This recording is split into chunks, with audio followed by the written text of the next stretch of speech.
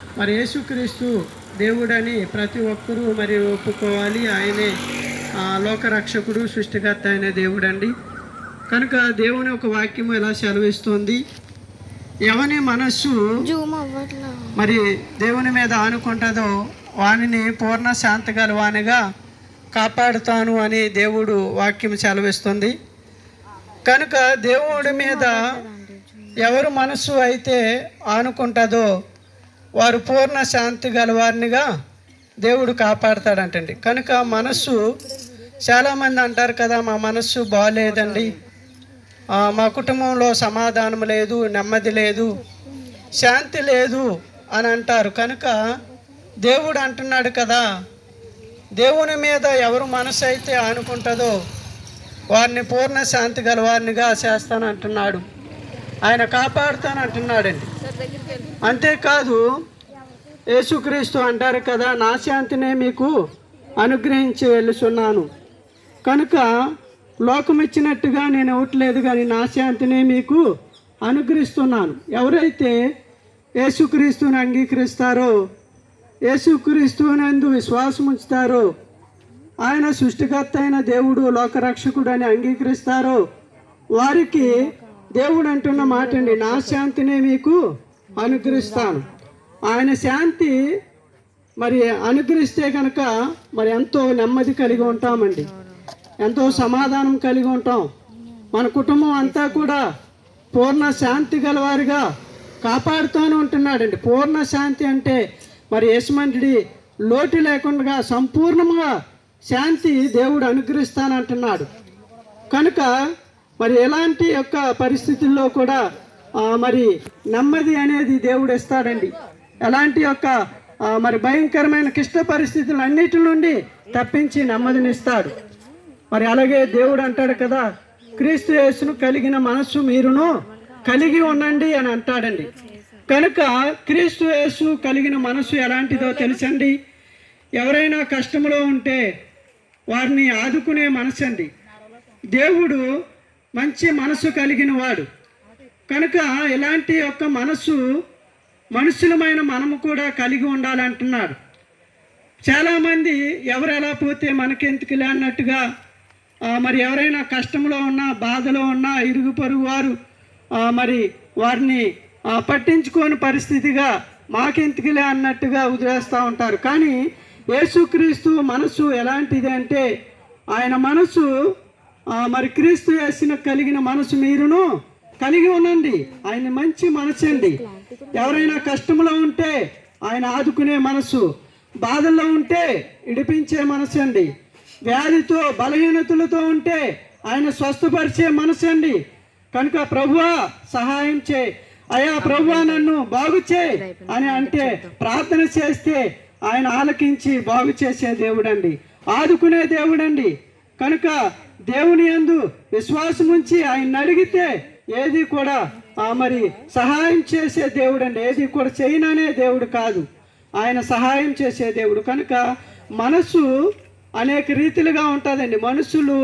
మనసులో నెమ్మది లేకపోవటానికి గల కారణం ఏంటంటే, మన మనసు ఏంటండి, ఉన్నదాన్ని బట్టి తృప్తి పొందదంటండి. వాక్యం సెలవిస్తుంది, మనసు అడియాసులకు పోద్దంటండి. కాబట్టి నేటి దినాన్ని కుటుంబాల్లో మనుషులకి నెమ్మది లేకపోవటానికి కారణం. కనుక దేవుడు ఏమంటున్నాడంటే వాక్యము, మనసు అడియాసులకు పోయేదానికంటే ఉన్నదాన్ని బట్టి తృప్తి కలిగి ఉంటే అది ఎంతో నెమ్మది కలిగి ఉండవచ్చు అంటండి. నేటి దినాన్ని మనసు అడియాసులకు పోతుంది కనుక లేని దాని కొరకు ఆశపడుతుంది, పొరుగువాని దాని కొరకు ఆశపడుతుంది. ఈ మనసు పాడైపోతున్న పరిస్థితి అండి. ఈ మనసు పాడైపోయినప్పుడు నెమ్మది ఉన్నదండి.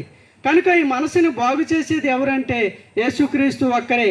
కనుక దేవుని వాక్యంలో ఇంకా ఏం సెలవిస్తుందంటే, తన మనసును మరి పట్టణమును పట్టుకుని వానికంటే తన మనసును స్వాధీనపరచుకునేవాడు ధన్యుడు. కనుక మరి పట్టణం పట్టుకోవటం కంటే మనస్సుని స్వాధీనపరచుకోవాలి. మనసును ఎప్పుడైతే మనం స్వాధీనపరచుకుంటామో అప్పుడే దేవుడు మనకు నెమ్మది దయచేస్తాడండి. అంతేకాదండి, ప్రాకారం లేని పురము పాడైపోతుంది. కనుక మనస్సును అణుచుకోలేని వాడు కూడా అంతే పరిస్థితి అంటండి. కనుక ప్రాకారము అనేది పట్టణానికి ఎంత అవసరమో మరి మనసుకు కూడా, మనసును అణుచుకోవటము కూడా అంతే.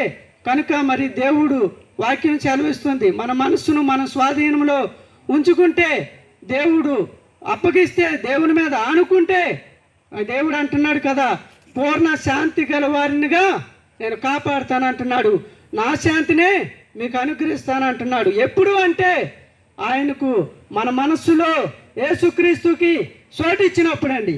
యేసుక్రీస్తుకి మరి మన హృదయంలో చోటిచ్చినప్పుడు ఆయన పూర్ణ శాంతి గలవారినిగా చేస్తానంటున్నాడు. ఆయన శాంతినే మీకు అనుగ్రహిస్తానంటున్నాడు. కనుక మీ మనస్సు యేసుక్రీస్తుకి అప్పగించండి. మీ మనస్సులో ఈ దేవునికి చోటు ఇవ్వండి. మీరు మీ ఇంటి వారు నెమ్మది కలిగి మీ కుటుంబం రక్షణ పొందుతారు. దేవుని యందు విశ్వాసం ఉంచండి. దేవుడు ఈ మాటలు దీవించునుగాక. ఆమేన్.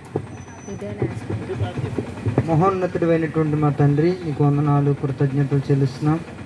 ఈ సాయంకాల సమయంలో ఈ విధంగా ప్రభా ఈ గ్రామంలో నీ మాటలు తెలియచేయడానికి మీరు మాకు ఇచ్చినటువంటి ఈ మహా ధన్యత కొరకు నీకు స్తోత్రాలు చెల్లిస్తున్నాను. ఇంతవరకు కూడా నాయన ఎన్నో మాటలు నాయన ప్రభా నీ కుమారుడు ద్వారా తెలియచేశారు. నాయన ప్రభా నెమ్మదినివ్వాలన్నా, మనసును నాయన ప్రభా స్వాధీనం చేసుకోవాలన్నా అది నీ యొక్క నాయన ప్రభు ద్వారానే సాధ్యమవుతుందని ప్రభా నేను అంగీకరించడం ద్వారా ప్రభా పాప క్షమాపణ కలగడం మాత్రమే కాదు, ఇహలోకంలో నెమ్మది మనశ్శాంతి కలుగుతుందని ప్రభా.